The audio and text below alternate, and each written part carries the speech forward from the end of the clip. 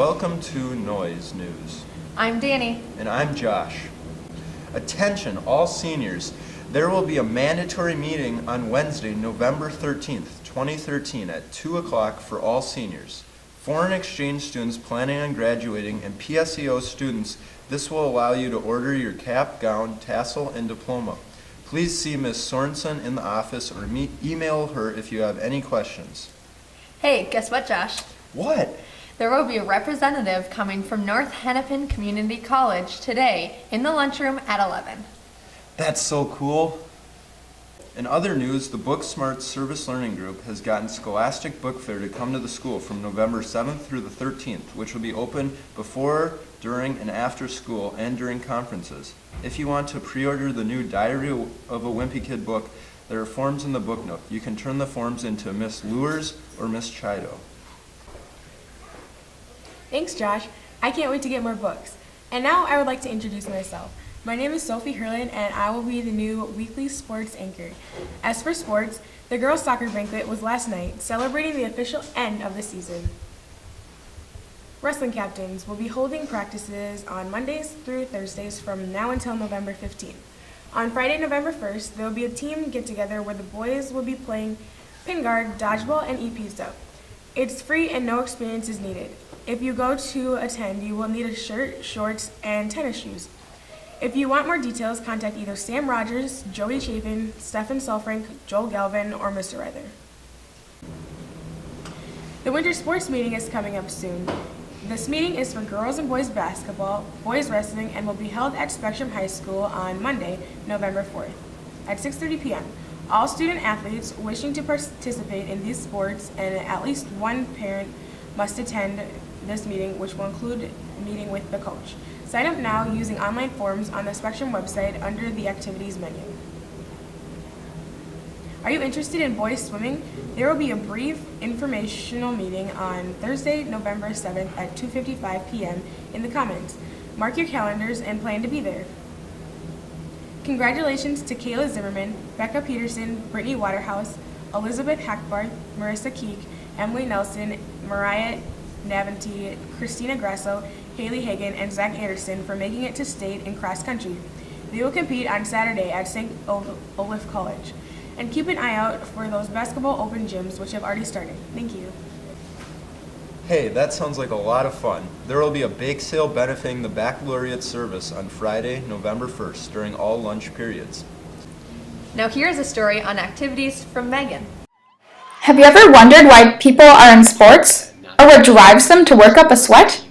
Here's Mr. Peterson to tell us why people join cross country. Fitness to prepare for other sports. Some really like the social aspect of the sport. We do much more than just run. I like to describe cross country as being a total experience, that there's a strong social element to it.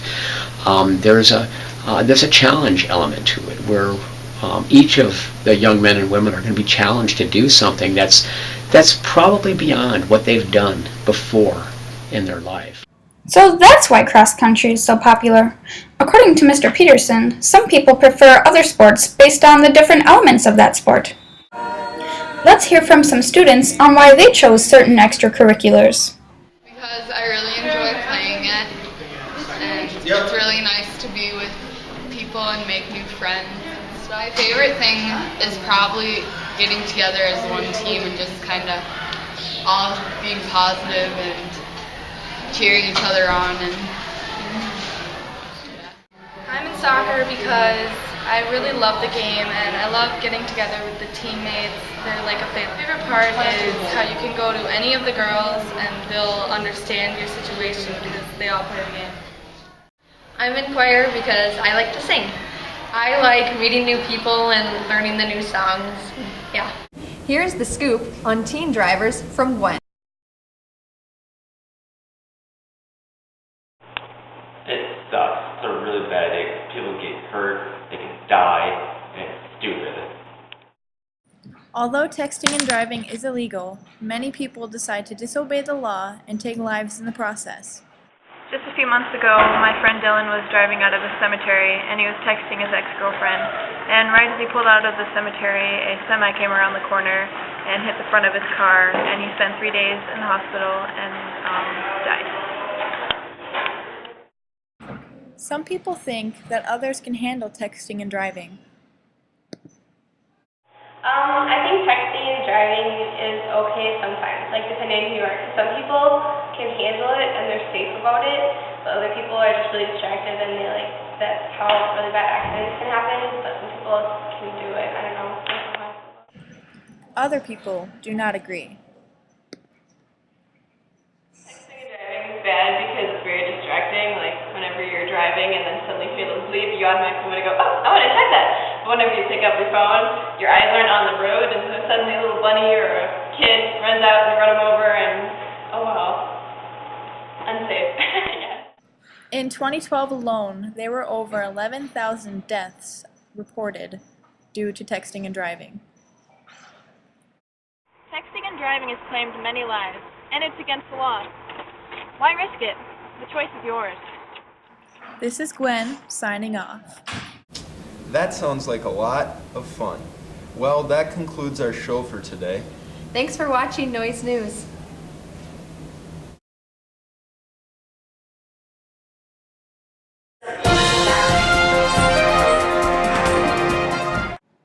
This is Josh Clark bringing you the latest noise, and today we're talking about how the NWEA testing went this year. Spectrum does NWEA testing for a few reasons. The first is that it gives us a lot of good feedback on students. So we use the results of the test to help students with what's the best English class for them to be in, best math classes for them to be in, what are some areas that they can be working on in their subjects. We get a Lexile score out of it, which tells us where the student's reading level is at. So we use the test because it gives us a lot of good data.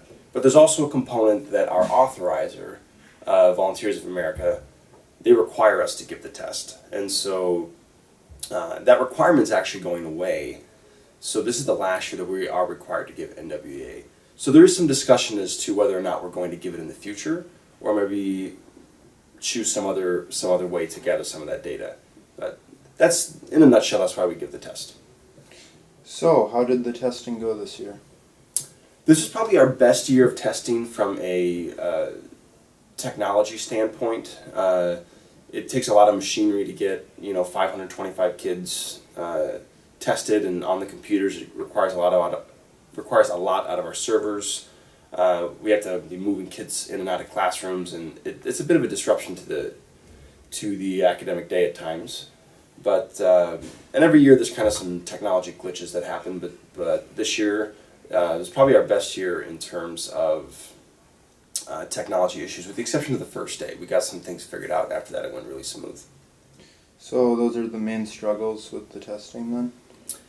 Yeah, I think aside, even if the technology piece goes 100% smooth, it's always a bit of a struggle to work the logistics of moving kids in and out of core classes, and so it disrupts a little bit of the schedule for the day, and teachers have to move rooms so that their kids can get to rooms that have computers. And if kids are absent, then we've got to pull them out of class the next day to take the test and some of those kind of things. So even if you don't have any technology issues, the biggest struggle is just trying to balance that need for good test data with also not trying to minimize the interruptions to students and teachers. And that was the latest noise on NWEA testing.